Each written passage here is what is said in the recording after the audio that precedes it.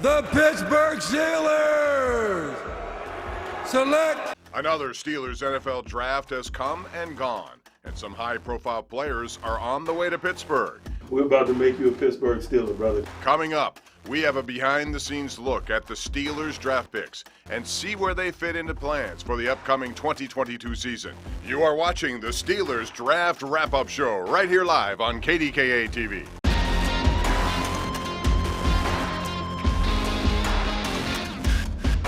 Welcome to the Steelers Draft Wrap-Up Show, presented by UPMC. Good evening, everyone. You are looking live at the Steelers practice facility on the south side of Pittsburgh, where the front office staff has been really hard at work this weekend, bringing in the next batch of NFL talent for the Pittsburgh Steelers. And welcome inside the KDKA studios for Steelers Draft Wrap-Up Show presented by UPMC. I'm Bob Pompeani, flanked by the quarterback of the show, Charlie Batch. Speaking of batches, and Charlie, give me your overall reaction to what the Steelers did over the last 3 days. Man, I really like what they did, Bob. And I think when you look at everything that they did to address the skill position, 2 wide receivers, that lets me know, okay, they're not in position to now pay Deontay Johnson at this point. But now, when you see what they're looking to do, the only thing that concerns me is the fact that I don't think they did enough to address the running game in this particular situation. But I give this overall grade, I give them a B+ right now. Yeah, offensive line, too. Nobody selected there. More on that coming up. Let's take a look at the draft as a whole now. The Steelers have made their selections from Las Vegas and Pittsburgh. There could be a Pickett to Pickens combination for the next several years if everything works out. In the third round, the Steelers take defensive lineman DeMarvin Leal. Then another wide receiver, potential slot guy Calvin Austin. He's really a burner. The Steelers now have 4 sets of brothers on their team as Connor Heyward joins Cam in the 6th round. In the 7th, an inside backer, and then surprisingly another quarterback. Tomorrow they'll add undrafted free agent players to the mix. No quarterbacks were taken in the early portion of the first round. That was until the Steelers selected Pitt Panther star Kenny Pickett at 20 overall, a selection very popular in the city for obvious reasons. Pickett had one of the best seasons in college football, a Heisman finalist this past year, and really made his mark in school history. So, Charlie, you know what it takes to be a quarterback in the NFL. What would you think about Kenny Pickett as far as his ceiling as an NFL quarterback at this point? Can he be a starter immediately? I think he could be a starter immediately. And then when you look at everything that he's bringing to the table, he's very familiar, obviously, with Heinz Field. He plays in cold weather. So he was the quarterback that was most ready to play right away. The Steelers addressed that need, and it wouldn't surprise me if he is opening week 1 starter. And now there's a lot of things that kind of happen with that, but it really puts me in a situation to say, man, they're going to prepare him to get ready to play early. Yeah, when you're 20 overall, that's what's going to happen. Expectations are big. And now it's time to turn things over to our Steelers reporter, Rich Walsh, who spent plenty of time at the South Side facility over the weekend. Rich, you were told, in fact, the Steelers had Pickett as their number 1 ranked quarterback, right? Bob, I was told Thursday morning that Kenny Pickett was their clear-cut top quarterback choice. If he made it to 20, they never thought he would fall to them. From what I understand, it was Pickett 1, Desmond Ridder 2, and then Malik Willis 3rd. Needless to say, just like last year, the Steelers got the guy they wanted, their quarterback of the future. We circled the globe, or at least the United States here, the last several months, man, just, exploring and researching. And it's funny, we, ended up with the guy from next door. We're excited about it, to be able to not only know what he's capable of, but to see his process, his maturation process, his developmental process. Honestly, never thought he would make it to us at 20. Exciting times for us, for Kenny, for the University of Pittsburgh, and for Pittsburgh in general. It's great, and we couldn't be more excited. So welcome back to Pittsburgh. Kenny Pickett was born in Oakhurst, New Jersey, but spent his last 5 years in Pittsburgh. His dad, Ken, was an All-American linebacker at Shippensburg in the late 80s and 90s, and we were there to see him win the Johnny Unitas Award. Pickett was also the ACC Player of the Year. Started 36 games over the last 5 years at Pitt. And guys, Pickett will wear number 8, the same number he wore at Pitt. Tommy Maddox was the last Steelers quarterback to wear that number. Guys? What happened to Melvin Ingram? No love for him? Anyway. Thank you, Rich. Time to take a look at what could have been for pick number 20. There were some other very interesting names on the board when the Steelers selected in round 1. They passed on Iowa center Tyler Lindenbaum. Ravens scooped him up. Georgia defensive tackle Devontae Wyatt and Utah linebacker Devin Lloyd. Charlie, any of the names on this list more appealing to you overall than a quarterback at number 20?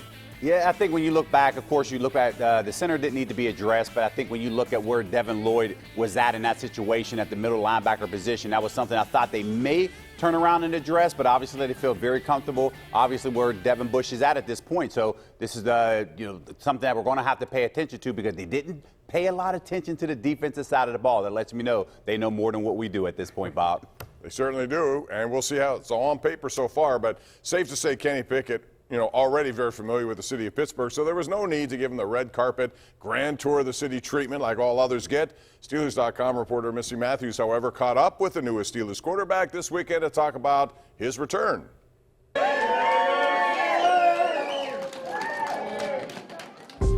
Kenny, I know it's been said, but, quick trip to your new home. What is it like just coming back to Pittsburgh and knowing it's literally walking across the building? Yeah, it's an unbelievable feeling. I really can't put into words. It still hasn't been 24 hours yet, so I've really just been enjoying it with my family. Hopped on a plane, I'm here now, meeting a lot of new people, so it's been great. Steelers helmet, lots of names up there. You're going to be added. When you look at that, what jumps out? Probably just guys that I played with. I played with Quadri Henderson. I didn't get a chance to play with James, but he was, a rookie in my first year here, so a lot of great players have come through here and, now playing next door, and I get to join them. Kenny, what's up? Hey, we're about to make you a Pittsburgh Steeler, brother. Congratulations to you and your family. Now, when you heard that you were a Steeler, Coach Tomlin's the one that called you. It looked like you were bending down. You couldn't hear. Take me through, that night. Yeah, as soon as I saw the phone number, I knew it was, what the call was. That was more me breaking down and just emotionally, just coming with emotions. All my hard work paid off, and it was special to have my family there with me. All right, you know this bench well. I do. Coach Tomlin sat here a few times with you? He did. I would come off, and I'd take my cleats off, and I would watch practice. So that's where kind of we would bump into each other and just have a couple minutes of conversation. It built over those 5 years. You're forever going to be connected with Dan Marino and what you were able to accomplish at Pitt. I know you have a relationship with him. So how has that helped you just, get prepared to enter the pros and now that you're staying in Pittsburgh with the Steelers? Yeah, just having the time to talk to him before the process started. He gave me some great advice, and he's someone I know I can reach out to, if I need any advice moving forward. So it's definitely a great connection to have. All right, Missy, thanks very much for that. Good stuff. And, the selection of Pickett could cloud the quarterback room a little, at least heading into training camp 2022 season. The Steelers did bring in Mitch Trubisky, signed him to a 2-year free agent contract earlier. So, Charlie, now that Pickett is in the mix, what does that mean for Trubisky? And for that matter, Mason, many fans thought Trubisky would be the starter when he was brought here. Will there be an actual competition? Yeah, I think there will be a competition. They obviously signed him this offseason, but it puts him in a situation when he was a rookie. He was a guy that didn't expect to start right away, but obviously ended up earning that job. He ended up playing well enough at that time, but here he is now. Now you're the veteran guy. You're teaching the young guy, and you're only keeping the seat warm at this point. For Mitch, he can't worry about anything else that he can't control. If he goes out there and earns the job as the week 1 starter, he just has to play consistently without looking over his shoulder, and sometimes that's difficult to do. Training camp, preseason games are going to be fun, no doubt about that. Round 1 gets a lot of attention, but days 2 and 3, very important for Steelers as well. We're going to break down all their selections coming up next. Welcome back to the Steelers Draft Wrap-Up Show, presented by UPMC. Oh, it was a beautiful day in Pittsburgh, and several thousand fans took advantage of the day to check out the annual Steelers Draft Party over at Heinz Field. Fans got a chance to kick field goals and take pictures with the 6 Lombardi trophies. They also had a chance to listen to some alumni questions and answer segments. That was hosted by Charlie Batch. Talked it up with the newest Steeler Hall of Famer, Alan Faneca. And what better way to help a young quarterback than to provide him with some weapons, and that's exactly what the Steelers did with their 2nd-round pick in this draft. In that round, they got a young receiver from Georgia who had a 1st-round talent and a grade like that. George Pickens, he's a specimen, 6'3", 195, a big play producer. He suffered an ACL injury in last year's spring practice, but he did return to play in the national championship game and made some big plays. There are some off-the-field red flags, including a recent traffic issue, but the Steelers are excited to add his skill to this group of wide receivers. And Charlie, they needed some help there. Obviously, they lost Juju Smith-Schuster, James Washington, Ray McLeod. They needed help. How will Pickens help them? Yeah, they really needed someone who was going to stretch the field, and he brings that dilemma to them. And I think when you look at what he brings to the table, and I had an opportunity to meet him at Heinz Field when he was doing his interview, and the thing that I love about him, he's confident about his speed, and one thing he always says, single high, let it fly. So when he gets single high, you better believe he think he's getting the football down the field. And if he can do that, man, that will help whoever is the starting quarterback at this point, because now it opens up the defense, and of course you have Najee Harris, and if you can create those running lanes for him with that speed, with the help on the outside with that speed, that's going to do big things for this offense. Yeah, they have a lot of people who can make plays, and that's what they're hoping for, to surround their young quarterback in the future, and for Matt Canada as well. In the third round, the Steelers satisfied another need, this one on defense. They addressed the defensive line with a selection of Texas A&M defensive end DeMarvin Leal, who had a very productive career down there. He's a bit on the light side. He's acknowledged that. Needs to get bigger, a player who can certainly add to that defensive line, which is an aging group. So, Charlie, give me your breakdown of Leal and how important it is to address that position early in this draft. Yeah, talking to him at Heinz Field, he was so excited today to be a part of everything and all the festivities that were going on. But when you see what he's doing, you see the highlights, you know what he's bringing to the table, it now hopefully closes that gap, because right now we still don't know if Stephon Tuitt is going to be back. Yes, they have Chris Wormley, but if this guy can now learn that defense and be able to now hold down the edge on the defensive side of the ball, that will help this run defense that they need, Bob. Yeah, and they gave up a lot of rushing yards, so yes, they need did. help there, no question. Rich Walsh now is back after spending most of the weekend, as I said earlier, at Steeler headquarters. So, Rich, let's get the team reaction to helping out both the receiver and the defensive line positions. Yeah, the Steelers get the defensive lineman, but they went heavy on offense today and got Kenny Pickett a couple impact players early on, drafting 2 wide receivers in the first 4 picks. George Pickens slid in the second round because of that ACL tear, but a lot of people in the NFL think Pickens could be the cream of the crop of this group. Matt Canada isn't worried that the knee will be a problem. Showed great, battle to come back, played late in the year for them. We were able to go to his pro day. Coach Tomlin was there, Coach Jackson was there, Mr. Colbert was there. And he was impressive beyond belief at his pro day. Showed no signs of any injury or, anything that way. So we're really, really excited to be able to get him at any point in the draft. But we're fired up about having him on our team. Really versatile, loose body, upper body, plays multiple positions across the line. Really going to, we think, has an opportunity to be a good player for us when he gets in here. But he does offer some versatility. He's got the frame to get a little bit bigger, but he does some things pass rush-wise and run game-wise that we really like. So the Steelers didn't have a chance to get Jordan Davis, and they needed help front on defense. Getting Leal was a deal in the third. He had a great season in 2020 and could make an impact this season, guys. All right, Rich, thanks. Coming up next, the Steelers made more selections today, rounds 4 through 7. Who do they get? How will they fit in? We'll talk about it next, right here, as we continue with our draft coverage. JP Roofing is proud to be the presenting sponsor of Steelers Draft Wrap-Up. JP Roofing, quality long remembered. Welcome back to the Steelers Draft Wrap-Up Show, presented by UPMC. Well, after 22 years of a remarkable run in a high-stakes, very intense and scrutinized position, Steelers general manager Kevin Colbert oversaw his final draft today. He is one of the very best in the business, and during his final official press conference today, the emotions really got the best of him. You think about DMR,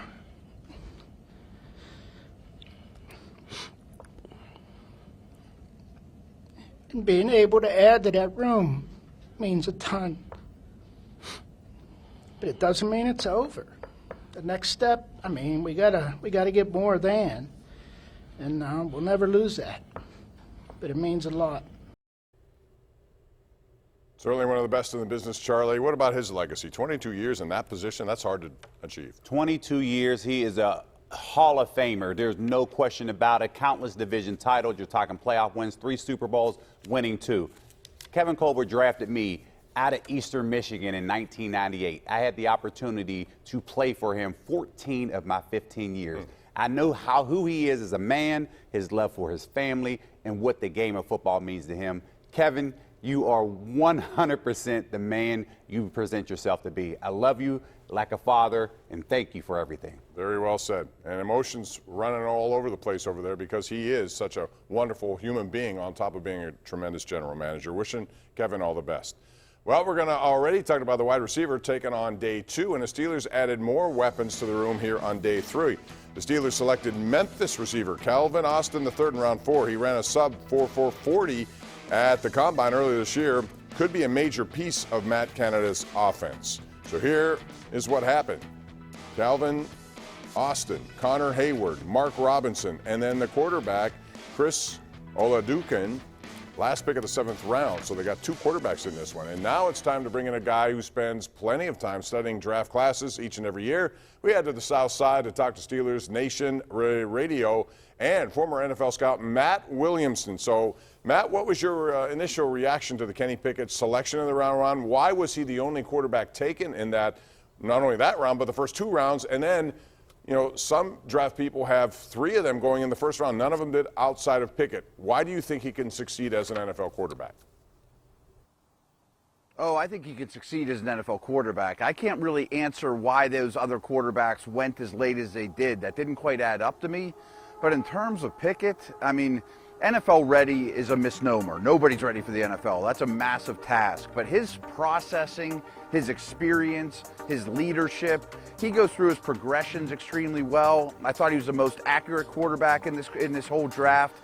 And most importantly, I mean, with my scouting experience, you realize as much information as you can get on the player, the better.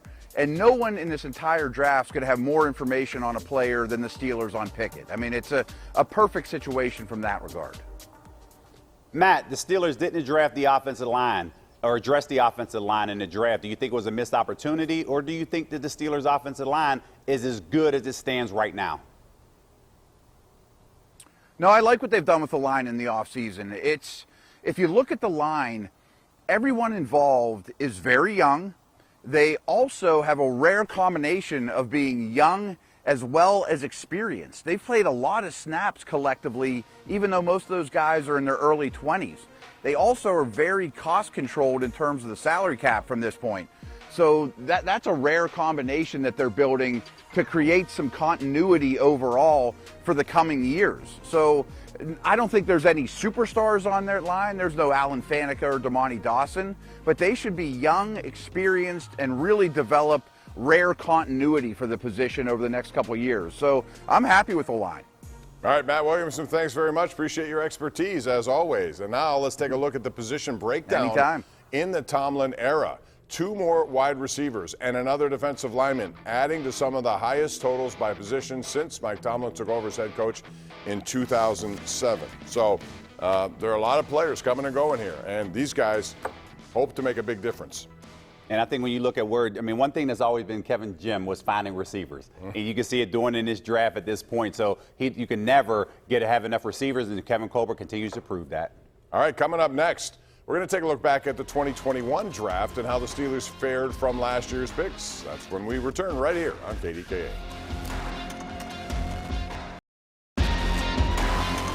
Welcome back to the Steelers Draft Wrap-Up Show, presented by UPMC.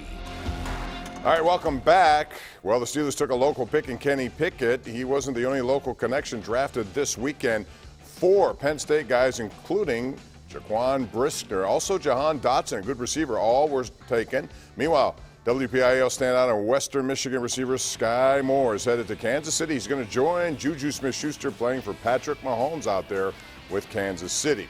So while everyone believes the Steelers had another good draft, that's on paper. That's what we have for now. We wanted to take a look back at last year's 2021 draft class and see how it has panned out so far. So here it is in graphic form for you. The first 2 picks, productive, and certainly players who can be big on the offense for many years. The next 3 picks from last year, all works in progress. Green and Moore need to play better after lots of work as rookies, but Buddy Johnson did not take full advantage of what should have been an opportunity for him with a lack of depth at inside linebacker. They gave up on Quincy Roche early. The Giants scooped on him, but Trey Norwood was a big story, especially being a 7th-round pick. Presley Harvin should be much better in year number 2. So, Charlie, Najee Harris was a big story last season.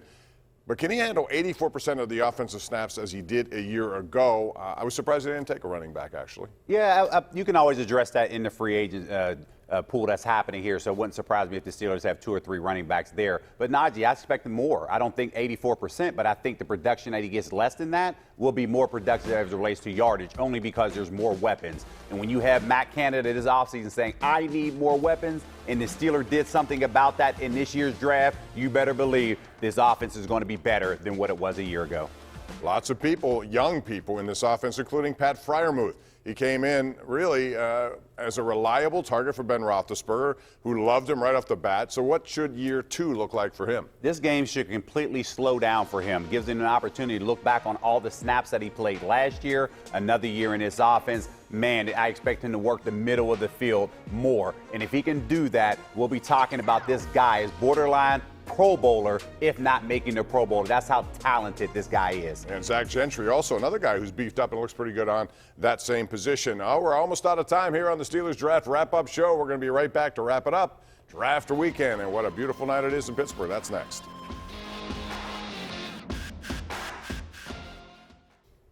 All right, the NFL news never stops. Coming up on May the 12th, it is the schedule release show. We're going to find out all the teams that you know about, when they're going to play, what times, dates, all of that's coming up. It'll be our schedule release show on Pittsburgh CW at 11 o'clock that night, May the 12th. And that's going to do it for all of us here. Thanks for joining us. 3 days of draft coverage in the books, and now it's OTAs, minicamp, and everything that follows. We'll look forward to an outstanding Steelers season. And thank you right here on KDKA.